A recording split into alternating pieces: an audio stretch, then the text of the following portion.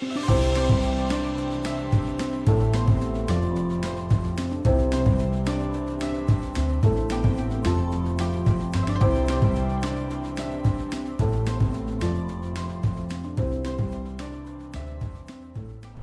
I'm so glad you have chosen to join us again for another installment of the Pursuits Community Group's video sessions. You may notice a different setting that I'm located in for this recording. My family and I are enjoying the beauty of God's creation as we are on vacation in the extraordinary Last Frontier, Alaska. I've been reminded throughout our time here, the mountains, the caves, the forests, the bears, that Elisha would have seen during his days, especially in his time as an apprentice to Elijah. We're still in the study of the life of the ministry of the Old Testament prophet, the man of miracles, Elisha. And to help your group with your time, please check out the discussion guide linked in the video description. Pastor Tom shared a message from the beginning of 2 Kings chapter 6. Elisha had a group of guys that followed him, were training with him, called the sons of the prophets. The story begins as the sons of the prophet came to Elisha and said, "The place we're meeting is too small. Let each of us go to the Jordan and build a dwelling place that is larger for us." And Elisha says, "Go." Then one of them came back to Elisha and said, "Won't you come with us?" Elisha agreed, and as they were cutting down trees by the Jordan, one man's axe head flew off into the water.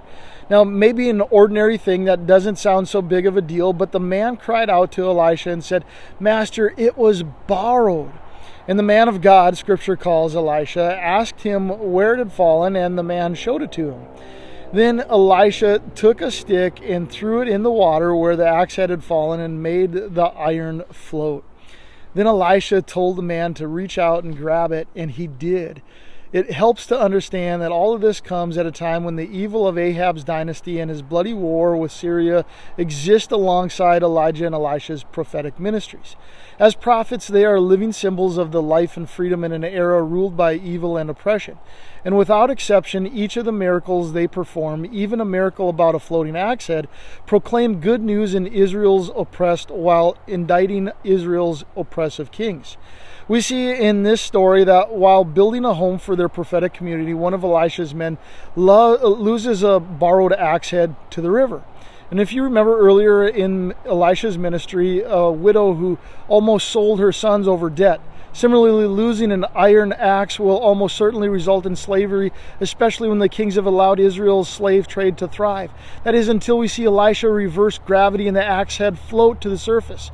There's no petty miracle, but proof that God will reverse oppression and deliver him from slavery. Some may overlook this simply as a minor miracle, but before you do, notice it's connected to the place the previous narrative took place in which the leprous Naaman was told by Elisha to dip himself into the river. And here, where the lost Naaman had baptized himself in the Jordan to be cured, we now see the Jordan return the lost axe head. While both narratives tell us the power of God, both also tell us that something that was lost was then recovered. These two stories should remind us of our own story. If you're not Jewish, then perhaps there's a time when you were a lost Gentile, that you were like an axe head dropped into the water. And so this story of Old Testament prophets point us to a new covenant that was actually promised in the Old Testament.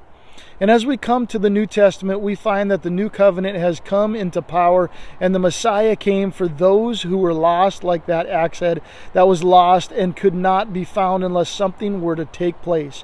And the thing that took place, in the same way the stick was cut and thrown into the Jordan, involved the Messiah dying upon a stick, a cross.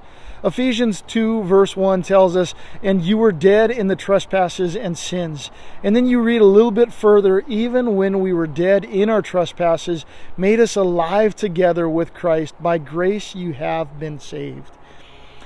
And as we trust in him, can I just say this, say it this way, is that as we trust in him, we float. As we trust in him, we come alive and are spiritually resurrected. You see, it's often that we get the chance to see God take that which looks ordinary, like a broken axe head, like ordinary to the point of us ignoring it, only for God to use it to do extraordinary things. Have you ever seen God take something ordinary and do something extraordinary with it? I hope that you see that kind of thing today, because we have a God that is extraordinarily able to do the extraordinary with the ordinary. And I don't know about you, but every day each of us have a little bit of us ordinary in us, but we're often surrounded by the extraordinary. And before your group ends your time together, please take time to discuss and to share your thoughts from the message. Take time to pray together and ask each other how you can help with each other in each of your lives.